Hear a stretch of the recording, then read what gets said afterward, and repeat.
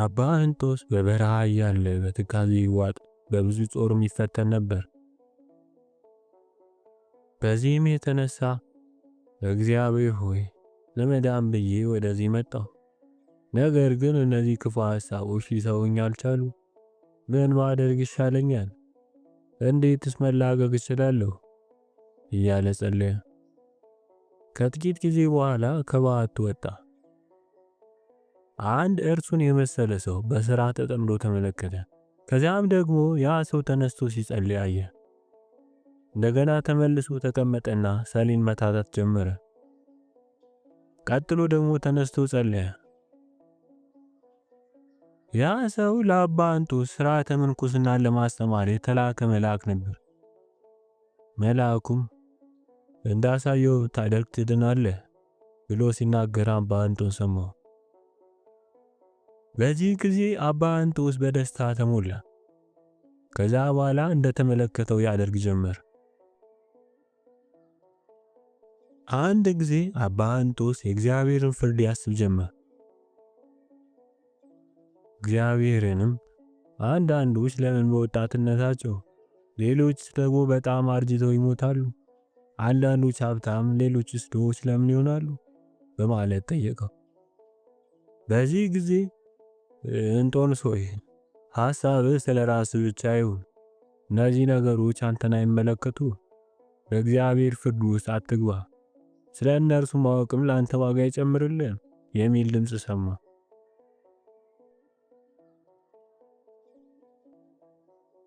ወንድሞች አባ እንጦስን እግዚአብሔርን ደስ እናሰኘው ዘንድ ምን እናድርግ ብለው ጠየቁት።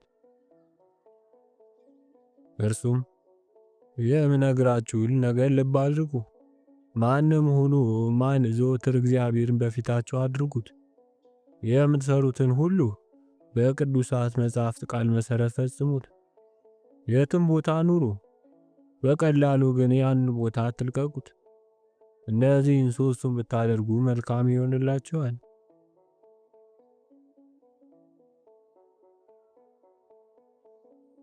አባ እንጦስ አባ ጴሜን የተባለውን አባት እንዲህ አለው።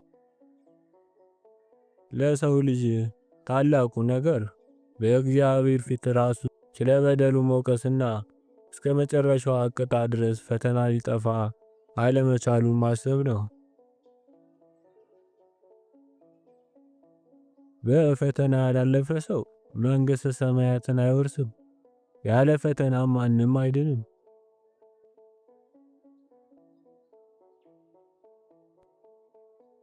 አባ ፓምቡ የተባለው አባት አባ እንጦስን ምን ባደርግ መልካም ነው ብሎ ጠየቀው። አባ እንጦስም እንዲህ እያለ መለሰለት።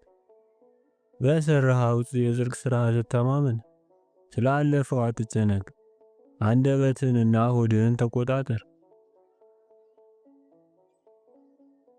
አንድ ጊዜ ጠላት ዲያብሎስ በዓለም ላይ የዘረጋቸውን ወጥመዶች ሁሉ ተመለከቱና ከዚህ ሁሉ ወጥመድ በምን ማምለጥ ይቻላል ብዬ ጮኽኩኝ። አንድ ድምፅም በትሑት ስብዕና ሲል መለሰልኝ። አንዳንዶች ሰውነታቸውን በምንኩስና ቀንበር ያሰቃዩታል። ነገር ግን ልቦናቸው ከዓለም ስላልተለየ ከእግዚአብሔር ርቀው ይኖራሉ። ከውሃ የወጣ ዓሣ ወዲያው እንደሚሞተው ሁሉ ከበዓታቸው ወጥተው የሚያዝኑ መነኮሳት የነፍሳቸውን ሰላም ያጣሉ። ዓሣ ወደ ውሃው ለመመለስ እንደሚፋጠን መነኮሳትም ወደ በዓታቸው ለመመለስ መፋጠን አለባቸው። ከበዓት ወጥተን በቆየን ቁጥር አይነ ልቦናችን ይታወራልና።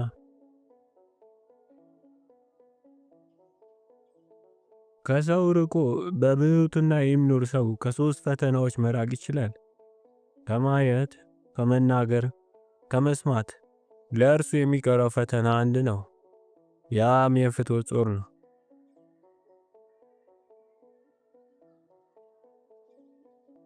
አንድ ጊዜ አንድ አዳኝ ሰው አባ እንጦስን ከወንድሞች ጋር ሲጫወት ተመለከተውና ተገረመ።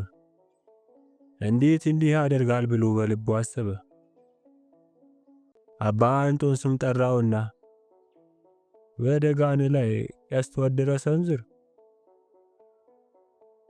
ያም አዳኝ ሰነዘረ። ድገም። ያም አዳኝ ደገመ። ሰልስ። ያን ጊዜ አዳኙ ከዚህ በላይ ደጋኔን ከወጠርኩት ይሰበርብኛል።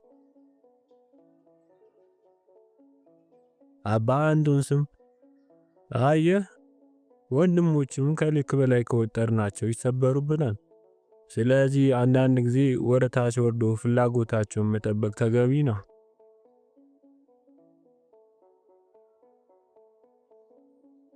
አባ እንጦንስ ድንቅ ተአምራትን ስለሚሰራ አንድ ወጣት መነኩሴ ሰማ። ያ ወጣት መነኩሴ ወደ አባ እንጦንስ ለሚመጡ አረጋውያን የዱር አህዮችን አዞ ይዘዋቸው እንዲሄዱ ማድረጉን የመጡት አበው ነገሩት።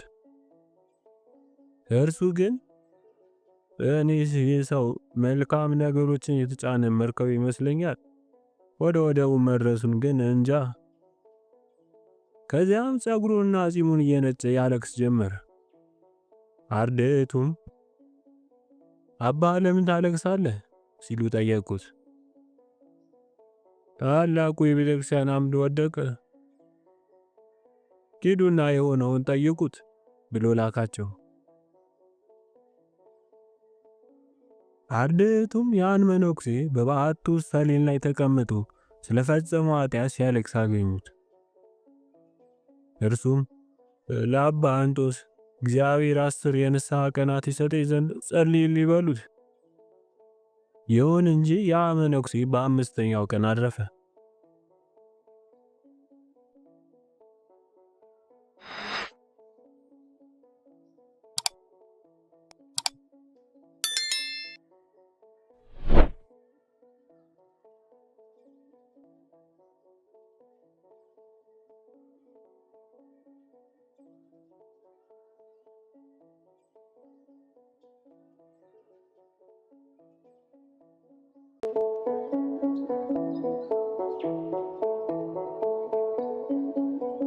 አረጋውያን ወደ አባ እንጦንስ መጡ። ከመካከላቸው አባ ዮሴፍ የሚባል አባት ነበር። አባ እንጦንስ የፈትናቸው ዘንድ ከመጽሐፍ አንድ አንቀጽ አውጥቶ ምን ማለት ነው ብሎ ከታናሹ እስከ ታላቁ ጠየቃቸው። ሁሉም የየራሳቸውን ሐሳብ ተናገሩ። አባ እንጦንስ ግን ሁላችሁም አላወቃችሁትም። ወደ አባ ዮሴፍ ዞር ብሎ አንተስ ምን ትላለህ? አባ ዮሴፍም አላውቀውም አለ። በእውነት አባ ዮሴፍ መልሱን አገኘው ሲል ተናገረ።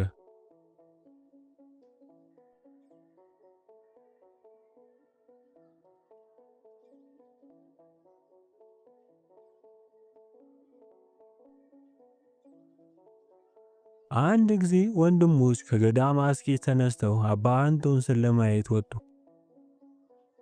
በጀልባ ሲጓዙም አንድ አረጋዊ አገኙ። ወንድሞች ግን ማን እንደሆነ አላወቁትም ነበር። በጀልባዋ ተቀምጠው ስለ አበው፣ ስለ ቅዱሳት መጻሕፍት፣ ስለሚሰሩት ስራ ይነጋገሩ ነበር። ያ አረጋዊ ግን በአርምሞ ይጓዝ ነበር። ወደ ባህሩ ዳርቻ ሲደርሱ ያም አረጋዊ አብሮ ወረደ። ወደ አባ እንጦንስ በዓት ሲጓዙም አብሮ ተጓዘ። ከበዓቱ ሲደርሱ አባ እንጦንስ ይህን የመሰለ አባት አብሯችሁ መኖሩ ታድላችኋል። ያንንም አረጋዊ ብዙ ጥሩ ወንድሞች ይዘህልኝ መጣ። አረጋዊው ግን ጥሩዎች መሆናቸው የማይካድ ነው። ነገር ግን ለቤታቸው በር የለውም። ማንም ደስ ያለው ሰው ወደ ጋጣው ገብቶ አህያዋን መፍታት ይችላል። ያም ማለቱ እነዚህ ወንድሞች ወደ ልባቸው የመጣውን ሁሉ ይናገሩታል ማለቱ ነው።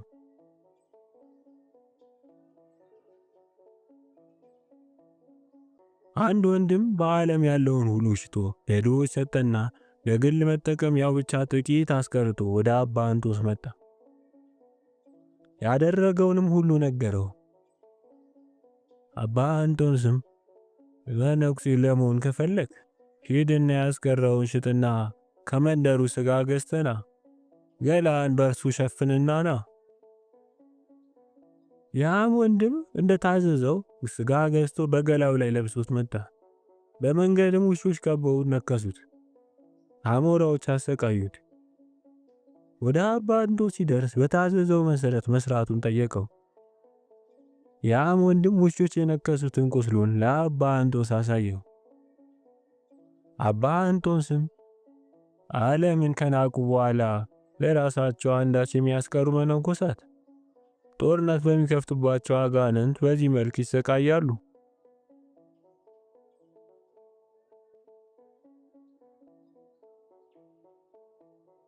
በአባ ኤልያስ ገዳም የሚኖር መነኩሴ ድቀት አገኘውና መነኮሳቱ ከገዳም አባረሩት። እርሱም ወደ አባ እንጦንስ ዘንድ ሄዶ ለጥቂት ጊዜ ከተቀመጠ በኋላ ወደ ገዳሙ መልሶ ላከው። ነገር ግን ገዳማውያኑ መልሰው አባረሩት። ያም ወንድም ወደ አባ እንጦንስ በድጋሚ መጣ። አባ እንጦንስም አንዲት ጀልባ በባህር ውስጥ ተሰበረች፣ የጫነችውን ዕቃም ሁሉ አጣች። ከዛም በብዙ መከራ ወደ ወደቡ ደረሰች። ነገር ግን በብዙ ጭንቀት ወደቧን ያገኘችውን ጀልባ እናንተ መልሳችሁ ወደ ባህሩ ልትመልሷት ትፈልጋላችሁን? ከዚህ ብሎ መልእክት ላከባቸው። ያን ጊዜ ተጸጽተው ያን መነኩሴ ተቀበሉት።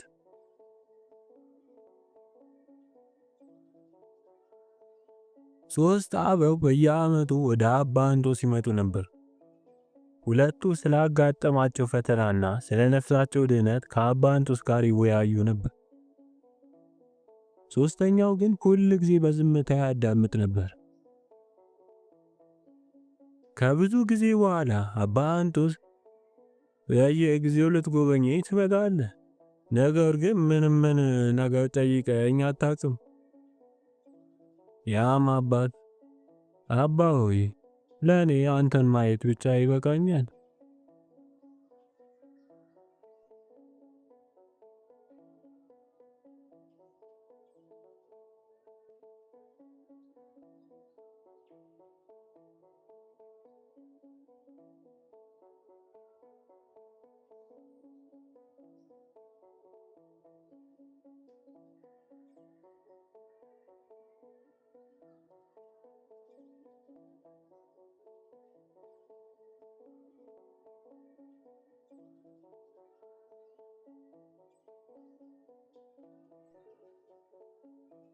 አንድ ጊዜ አባ እንጦንስ ከቁስጥንጥንያው ንጉሥ ቆስጠንጢኖስ ወደ ቁስጥንጥንያ እንዲመጣ መልእክት ደረሰው። ልሂድ ወይስ ልቅር በሚለው ሐሳብ ውስጥ እያለ ረዱን ምን ትመክረኛለህ ሲል ጠየቀው። ያም ረድእ ከሄድክ እንጦንስ ትባላለህ፣ እዚሁ ከቆየ ግን አባ እንጦንስ ትባላለህ። አባ እንጦንስ ምክሩን ተቀብሎ ቀረ።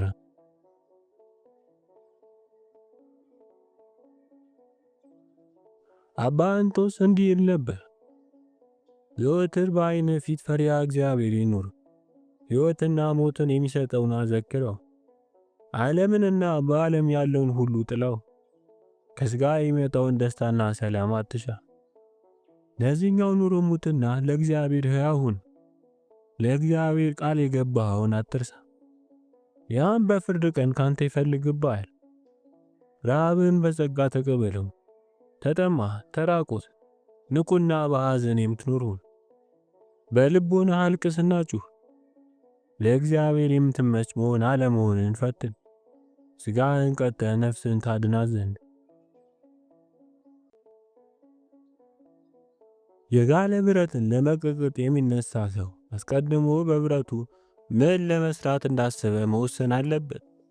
መጥረቢያ፣ ሰይፍ ወይስ ማጭድ? እኛም በምን አይነት የህይወት መስመር ፍሬ ለማፍራት እንዳሰብን አስቀድመን ልቦናችንን ማዘጋጀት አለብን። ታዛዥነትና ተዓቅቦ በአንድነት ሲገኙ ሰውን በአራዊት ላይ ስልጣን ይሰጡታል።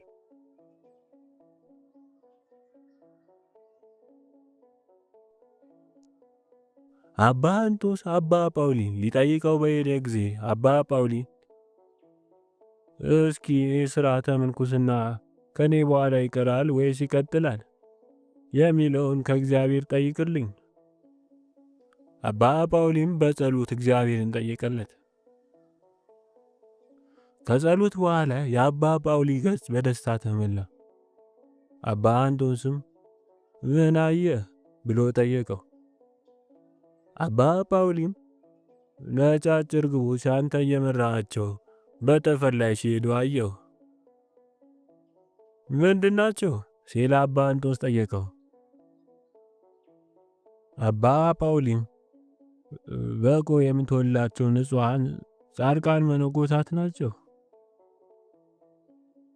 እስኪ ደግሞ አመልክትልኝ ብሎ አባ ጳውሊን አባ አንጦንስ ጠየቀው።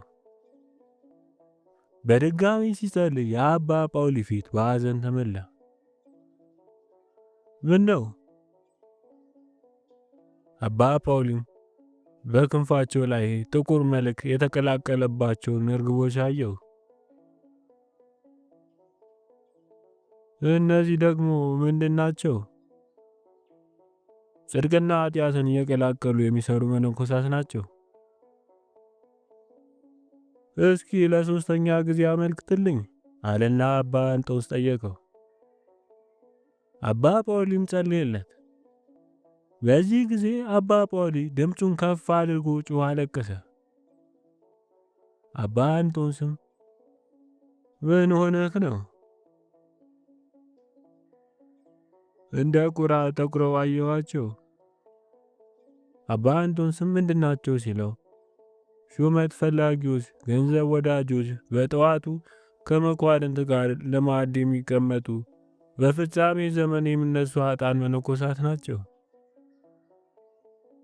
አባ አንጦንስም ንስሐ ሳይገቡ በሞት እንዳይወስዳቸው እስኪ እግዚአብሔር ለምንልኝ አለው። የዚህ መልስ ግን ለአባ ጳውሊ አልተገለጠለት።